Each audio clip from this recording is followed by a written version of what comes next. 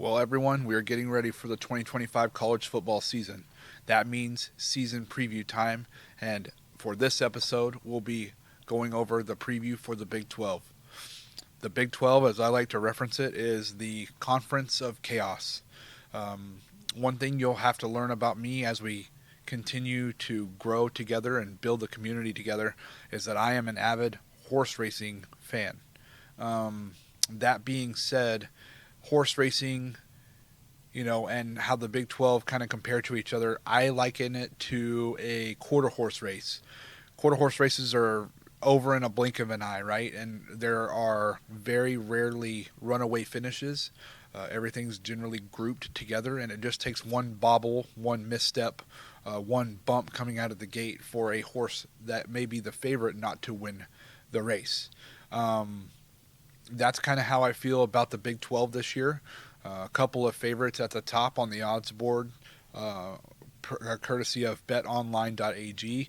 Kansas State at plus 500, Utah plus 500, Arizona State at plus 550, Texas Tech plus 550, Baylor at plus 650, TCU at plus 900, and Iowa State at plus 1200. If my count is correct, that's 7 teams with a 12-1 shot or better to win the conference. Looking at the over-under on wins projections earlier today, I saw, I think, 3 teams, their highest win totals for the season, 8.5. So a lot of parity in this league, a lot of expectation for teams to beat up on each other, so to speak. With that being said, I'm pretty sure I can go ahead and go out on a limb and say that this is probably going to be a one-bid league for the college football playoff come year's end.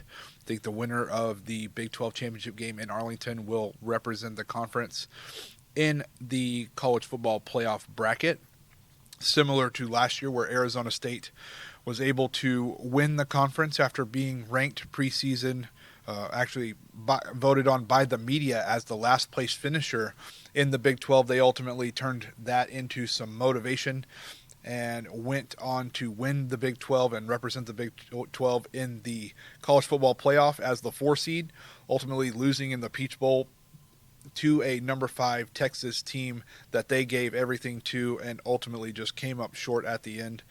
I want to go over a couple of teams that I think are going to do very well this year, including a surprise that not a lot of people are talking about. And then I'm going to talk about a couple of teams that are at the top of the odds board, or a couple of teams that are close to the top of the odds board that will, I think, be somewhat of a disappointment this year. And then both of the teams that I think will play in the conference championship game actually not in the top 4 of the odds on the board. So let's go ahead and dive right in. My surprise team is going to be the Houston Cougars.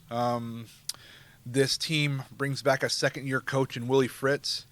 He adds a new offensive coordinator in Slade Nagel. And really, it's an opportunity for Connor Wigman, a transfer from Texas A&M, coming back home to Houston, originally from Bridgeland High School in the Houston area. He will get the opportunity to take these snaps under center in a very pass-heavy RPO-style system. Connor Wigman, a very similar system to what he ran at Bridgeland High School when he was in prep school. He will get the opportunity to essentially get healthy once again. His health really failed him at Texas A&M, ultimately leading to him being benched in favor of Marcel Reed for the A&M Aggies. And I think this could be an excellent opportunity for Wigman to, show his top 15 quarterback talent in a school that is in his backyard. I think he'll be very comfortable operating the offense that Slade Nagel will bring. A lot of RPO, a lot of quick game, a lot of shot plays. And he'll have some weapons to, make his life a little easier. The question is going to be, Coach Willie Fritz, excellent on the defensive side of the football. He likes to run it. He likes to play ball control style football.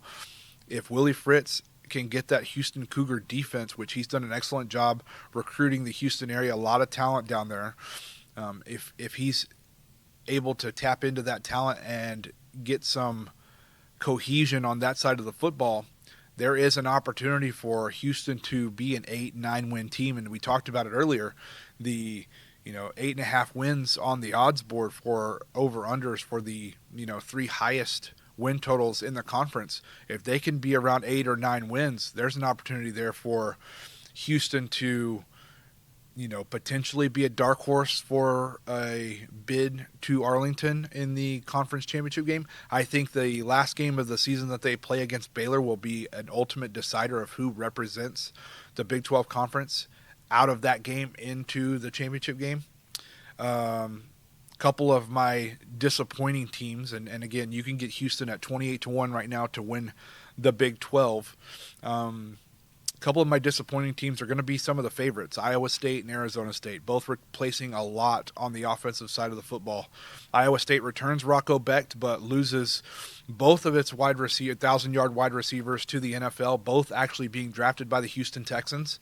And for Arizona State, they lost do-everything running back Cam Skattebo to the New York Giants in the NFL draft. So those are some monster holes to fill for both of those teams. I think their offenses are going to struggle, specifically early on in the season. It'll give teams that play them early on in the season an opportunity to maybe pull an upset. Iowa State does not have it easy. They go on the road across the pond, so to speak, to a neutral site game. They'll open the season in Dublin against Kansas State in a Big 12 opener. Not to mention that Avery Johnson and his ability to run the football on offense, and Chris Kleiman's Kansas State team, another team at the top of actually the current favorite with Utah to win the Big 12. So that's not an easy test at all. Coach Matt Campbell and Rocco Becht, the quarterback, and the Iowa State Cyclones are going to be tested early, and it will be interesting to see in a conference that is so close to each other down the stretch, does that early season opener play a role in who potentially could get, because again, tiebreakers are a big factor when it comes to the end of the regular season in Big 12 play. So that'll be interesting to see how that shakes out, a game so early on in the season kicking off week 0. The two teams that I have going to my championship game in the Big 12 are TCU and Baylor. First, for TCU, Sonny Dykes brings back a cohesive coordinator group in Briles and Avalos, as they are the coordinators for TCU. They bring back Josh Hoover, who has excelled in Kendall Briles' offense, and that team, led by head coach Sonny Dykes, should be able to put a bunch of points on the board. I'm essentially taking what I think are the two best offenses in the conference to represent the Big 12 in their championship game in Arlington, and there's nothing short of, when you talk about best offenses in the conference, you have to mention the Baylor Bears. Sawyer Robertson comes back for the Baylor Bears in a team that did an excellent job putting points on the board last year. The problem is the defense was Swiss cheese, and head coach Dave Aranda is going to have to do his best work to get that defense ready to go to play championship caliber football. I think in this conference you're going to see a lot of shootouts. I think the TCU Baylor game in the middle of the season is going to be a very good one. TCU actually goes to Kansas State on the 11th of October. That's a very big ball game for TCU's hopes to get to the Big 12 championship game in Arlington. And again, I spoke about it earlier, Houston and Baylor playing each other the last week of the regular season on the 29th, just after Thanksgiving.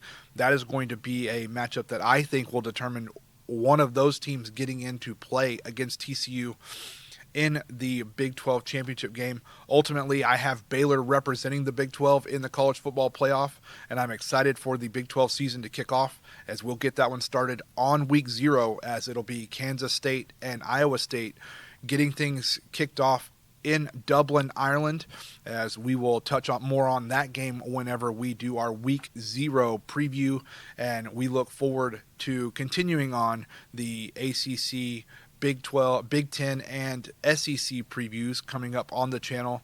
If you enjoyed this content, don't hesitate to like and subscribe.